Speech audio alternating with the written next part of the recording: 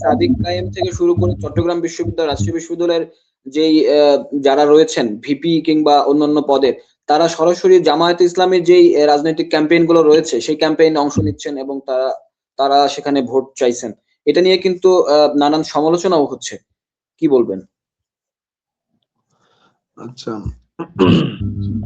বিষয়টি হচ্ছে, আমি যতটুকু জানি যে ইসলামী ছাত্র শিবিরের তাদের যে দফাগুলো রয়েছে ও লক্ষ্য উদ্দেশ্যের মধ্যে আপনার বৃহত্তর স্বার্থে তারা কোনো নির্দিষ্ট সংগঠনকে অবশ্যই সাপোর্ট দিতে পারেন, যেহেতু আগামীতে জাতীয় নির্বাচন একটা জাতির ভাগ্য পরিবর্তনের সামনে একটা পরিবেশ সৃষ্টি হচ্ছে। এটা বৃহত্তর স্বার্থে, দেশের কল্যাণে, ন্যায় ইনসাফ প্রতিষ্ঠার স্বার্থে, বাংলাদেশের রাষ্ট্র ক্ষমতায় যেন চাঁদাবাজ, দুর্নীতিবাজ, দখলদাররা প্রতিষ্ঠিত না হয়, এই জায়গা থেকে জুলাই গণঅভ্যুত্থানের আকাঙ্ক্ষা বাস্তবায়নে অবশ্যই অবশ্যই যদি জাতীয় পর্যায়ে কাউকে সাপোর্ট দেওয়া প্রয়োজন হয়, আমরা ছাত্রের জায়গা থেকে আমরা দিব। আমাদের ফার্স্ট কনসার্ন হচ্ছে আমাদের ইউনিভার্সিটির শিক্ষার্থীদের নিয়ে কাজ করা।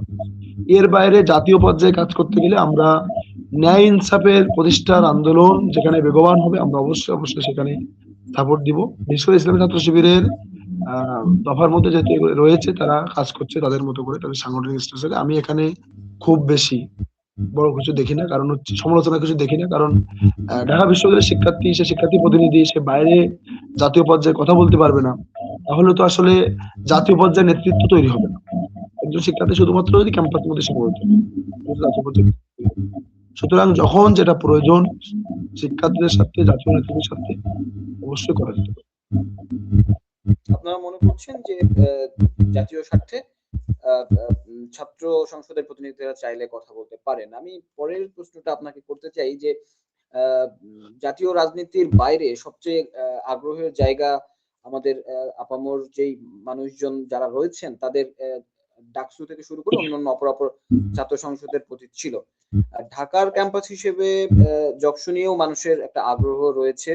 এই ক্যাম্পাসের যে আপনাদের যে ভোট, সে ভোট নিয়ে কোনো সংঘাতের কিংবা আইন শৃঙ্খলা নিয়ে আপনাদের কোনো শঙ্কা রয়েছে কিনা, বা এই বিষয়ে আপনারা কেমন নিশ্চয়তা পেয়েছেন?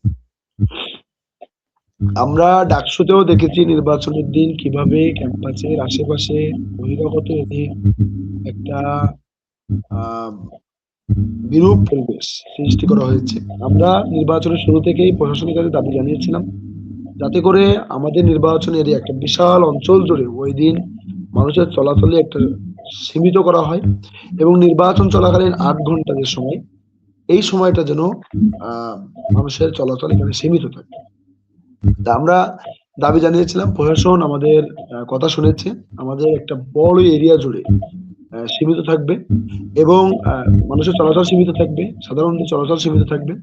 এই জায়গা থেকে আমরা মনে করছি জগন্নাথ বিশ্ববিদ্যালয়ের নির্বাচন অনেক শান্তিপূর্ণ হবে, যেহেতু আমাদের ছোট ক্যাম্পাস এবং বিভিন্ন ছাত্র সংগঠন যারা প্যানেল ইলেকশন করছে সবাই একটা ঐক্যবদ্ধ এবং শান্তিপূর্ণ নির্বাচন চাই, এখনো পর্যন্ত আমরা যেটা দেখেছি।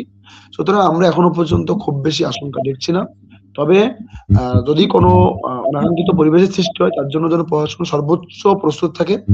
আমরা এটাও বলেছি, আমরা আশা করি একটা সুষ্ঠু, অবাধ, নিরপেক্ষ, অংশগ্রহণমূলক নির্বাচন করার জন্য প্রশাসন তাদের সর্বোচ্চ দিয়ে চেষ্টা করবে। অনেক ধন্যবাদ মাসুদ রানা। আমরা আমাদের অনুষ্ঠানের শেষ পর্যায়ে চলে আসছি।